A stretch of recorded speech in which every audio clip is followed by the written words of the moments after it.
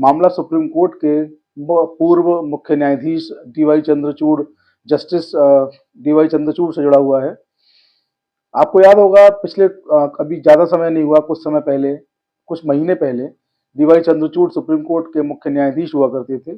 अब वो रिटायर्ड हो चुके हैं, लेकिन उस वक्त में उनके खिलाफ एक शिकायत की गई और वो शिकायत जो थी, आज उस शिकायत ने तूल पकड़ रखा है। जहाँ देखिए उसी की चर्चा है, जहाँ देखिए उसी की बातें हो रही हैं और ये बातें इसलिए और ज़्यादा महत्वपूर्ण हो जाती हैं क्योंकि इस शिकायत की जो टाइमिंग है, उस टाइमिंग को लेकर लोगों का बड़ा कयास है और तमाम तरह की बहस जो है सोशल मीडिया पर और जिसको ट्विटर के नाम से पहले जाना जाता था यानी कि एक्स पर, वहाँ भी बड़ा आप देखेंगे कि बड़ी रोमांचक जो है ये लड़ाई जो हो चुकी है और इस तरीके की बातें जो वहाँ पर जो लोग जो वहाँ के जिनके अकाउंट्स हैं, जो लोग वहाँ पे शेयर कर रहे हैं अपनी बातों को, इस तरीके की बातें निकल के आ रही हैं कि इस लड़ाई का समय जो है बहुत रोमांचक है क्योंकि एक तरफ सुप्रीम कोर्ट पर आरोप लगता है कि वो जो संसद है उसको सुपरसीड कर रहे हैं, सुपर संसद बन गया है सुप्रीम कोर्ट। इस तरीके की बातें जो हैं कभी उपराष्ट्रपति कहते हैं, कभी जो है भाजपा के सांसद जो है निशिकांत दुबे कभी इस तरीके की बात करते हैं। निशिकांत दुबे पर अभी हमने जो पिछला वीडियो प्रसारित किया उसमें हमने बताया था कि अवमानना की मांग उठने लगी है और अवमानना की मांग बहुत तेजी से उठने लगी है। सुप्रीम कोर्ट ने भी इस पर अपनी बात कही है और उनके खिलाफ शिकायतें जो है वो शुरू भी हो चुकी हैं आना। तो ये अलग बात है, लेकिन देखिए ऐसे में जबकि सुप्रीम कोर्ट में और सरकार में आप देख रहे हैं किस तरीके का एक अंतर युद्ध जो चल रहा है उनमें। सुप्रीम कोर्ट जो है अभी जो सीजीआई अगले बनने वाले हैं बी आर गवई साहब, उनका स्टेटमेंट भी आया जो अभी किसी मसले पर था। उन्होंने ये कहा कि हम पर पहले ही आरोप लग रहा है। अगले वीडियो में उसको विस्तार से बताएंगे कि ऐसी क्या बात थी जो उन्होंने इस तरीके की बात को कही। लेकिन आप देखिए कि पार्लियामेंट जो होता है, संसद जो होता है, उसको कानून बनाने की शक्ति होती है और कानून बनाने की पावर होती है और उस कानून में कोई खामी तो नहीं, कोई कमियां तो नहीं, ये देखने की, उसकी रिव्यू करने की, उसकी समीक्षा करने की जो पावर है वो सुप्रीम कोर्ट के पास है। तो ऐसे में डीवाई चंद्रचूड़ साहब जो कि रिटायर हो चुके हैं, बड़ा शानदार उनका कार्यकाल रहा, बहुत शानदार उन्होंने फैसले दिए। ऐसे में डीवाई चंद्रचूड़ साहब एक बार फिर से सुर्खियों में हैं। पूरा मसला जो है उनकी कर्तव्य निष्ठा को लेकर और उनके द्वारा किए गए एक फैसले को लेकर इस वक्त जो है वो चल रहा है। मसला जुड़ा है हाईकोर्ट के पटना हाईकोर्ट के पूर्व एक जस्टिस हैं राकेश कुमार, उनसे मसला जुड़ा हुआ है। उनकी एक शिकायत थी जो उन्होंने 8 नवंबर 2024 को की थी। आपको याद होगा कि डीवाई चंद्रचूड़ जो है उनका कार्यकाल 10 नवंबर 2024 को पूरा हुआ। उससे ठीक 2 दिन पहले यानी कि 8 नवंबर 2024 को हाईकोर्ट पटना के पूर्व जज राकेश कुमार के द्वारा एक शिकायत की गई राष्ट्रपति के लिए और उस शिकायत में ये कहा गया कि सीजीआई ने एक मामले में जो पीठ गठित की उसका फैसला जो उन्होंने आनन फानन में लिया, यानी कि मैं पूरा आपको मामला बता दूं। सामाजिक कार्यकर्ता हैं तीस्ता सीतलवाड़, उनकी जमानत का मसला था। जो जो जज साहब हैं हाई कोर्ट के, उन्होंने जो डिस्कस किया अपनी शिकायत में, उन्होंने कहा है कि उनकी जमानत का मसला था। उनकी जमानत के मसले पर कोर्ट जो है बंद चल रहा था। 1 जुलाई 2023 का मसला था। 3 तारीख को कोर्ट सुप्रीम कोर्ट जो है वो ओपन होना था। 3 तारीख को कोर्ट ओपन होना था और उससे पहले ही 1 तारीख को सीजीआई साहब ने बहुत जल्दबाजी में एक बेंच बनाई और बेंच से कहा कि आप इनकी जमानत का मसला देखिए। बेंच ने जब पूरा मसला देखा तो उनकी जमानत देने पर सहमति नहीं बन पाई। फिर बहुत जल्दी ही तुरंत ही आनन फानन में दूसरी बेंच सीजीआई डीवाई चंद्रचूड़ ने, तत्कालीन सीजीआई डीवाई चंद्रचूड़ ने उस वक्त दूसरी बेंच बनाई और इस तरीके से जो तीस्ता सीतलवाड़ है उनको जमानत मिल पाई। तो यहाँ पर जो उनकी शिकायत है वो शिकायत में कहते हैं कि ये फैसला जो था बहुत जल्दबाजी भरा था। ये फैसला जो था वो समझ में नहीं आया। हालांकि जो फैसला लेने का अधिकार होता है कि बेंच बनेगी, कौन रोस्टर बैठेगा, रोस्टर बनाने का जो काम होता है वो मुख्य जो रोस्टर का काम है वो सीजीआई के पास ही होता है। ऐसा ऐसा नहीं है कि उन्होंने कोई गलत काम यहाँ पर किया।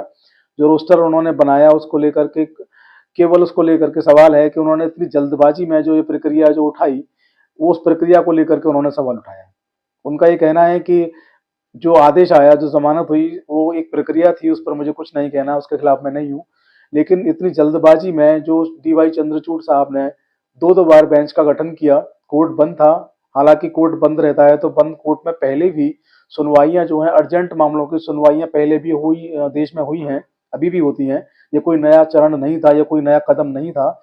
लेकिन पूर्व जज हाईकोर्ट के हैं, उनकी बात का भी महत्व है और इस बात का महत्व इसलिए और ज़्यादा बढ़ जाता है कि ये आरोप जो है देश के बहुत लंबे समय तक सीजीआई रहे पूर्व सीजीआई डीवाई चंद्रचूड़ साहब से जुड़ा हुआ पूरा मामला है, इसलिए और ज्यादा महत्वपूर्ण हो जाता है। और सबसे ज्यादा महत्वपूर्ण ये हो जाता है कि इसकी शिकायत जो है वो राष्ट्रपति से की गई। शिकायत करने की जो तारीख थी आप देखिए 8 नवंबर 2024 की वो शिकायत थी, लेकिन ये शिकायत अब अप्रैल 2025 में बहुत सुर्खियों में है। अब इस पर कार्रवाई होना शुरू हुआ है। ये शिकायत जो है वो कानून मंत्रालय को भेजी गई और कानून मंत्रालय से फिलहाल जो शिकायत है वो कार्मिक मंत्रालय को भेजी गई है।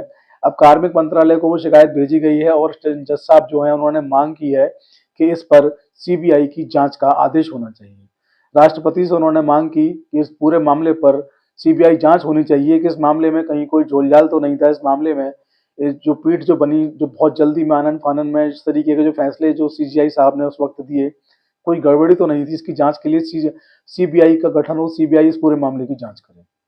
राकेश कुमार वही जज हैं, आपको याद होगा कुछ समय पहले जब वो जज थे हाई कोर्ट में पटना में, तो उन्होंने भ्रष्टाचार को लेकर के एक बहुत बड़ा आदेश दिया, जिस आदेश के बाद बहुत जुडिशरी में बहुत कुछ ऊपर नीचे हुआ। बहुत कुछ ऊपर नीचे होने के साथ साथ ये भी हुआ कि इनका जो तबादला था, इनका जो ट्रांसफर था वो आंध्र प्रदेश के हाई कोर्ट में कर दिया गया था।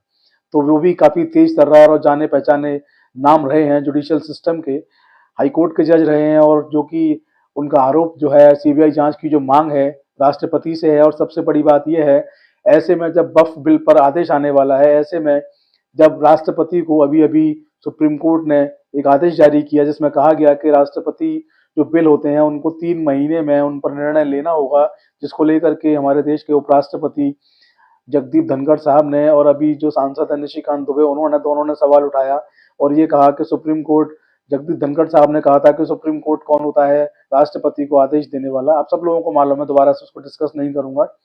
और निशिकांत दुबे जो है उन्होंने भी ये कहा कि जो धर्म युद्ध देश में हो रहा है इसके लिए सीधे सीधे सुप्रीम कोर्ट जिम्मेदार है।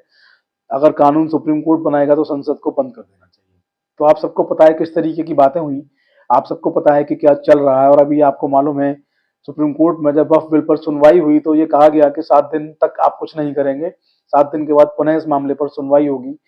तो 7 दिन के बाद जब पुनः सुनवाई होनी है, देश में इस तरीके का जो माहौल जो बना हुआ है, सुप्रीम कोर्ट के ऊपर तमाम आरोप और प्रत्यारोप जब लग रहे हैं, ऐसे में डीवाई चंद्रचूड़ साहब के खिलाफ इतनी पुरानी शिकायत पर जो कार्रवाई फिलहाल में जो हो रही है, उस कार्रवाई में क्या आदेश होता है, राष्ट्रपति क्या जांच का आदेश देती हैं, क्या सीबीआई की जांच होती है, ये देखना ही जानना बहुत महत्वपूर्ण होगा। और जो भी आदेश देती हैं, पूरे देश के साथ साथ हमारी भी निगाह उस आदेश पर है। हम भी जानना चाहते हैं कि देश की राष्ट्रपति जो हैं पूर्व सीजीआई पर जो आरोप लगे हैं, उन आरोपों को लेकर जो सीबीआई की जो मांग, जांच की जो मांग की जा रही है, उस जांच की मांग के आदेश पर जो देश की राष्ट्रपति हैं वो क्या फैसला लेती हैं और डीवाई चंद्रचूड़ साहब पर क्या कार्रवाई होती है या उनको क्लीन चिट मिलती है, ये देखने वाली बात होगी। फिलहाल आज की वीडियो में इतना ही। आप लोग बने रहें हमारे साथ, वीडियो को फॉरवर्ड शेयर करना ना भूलें, साथ ही हमें सब्सक्राइब करना ना भूलें। जय हिंद, जय भारत, नमस्कार।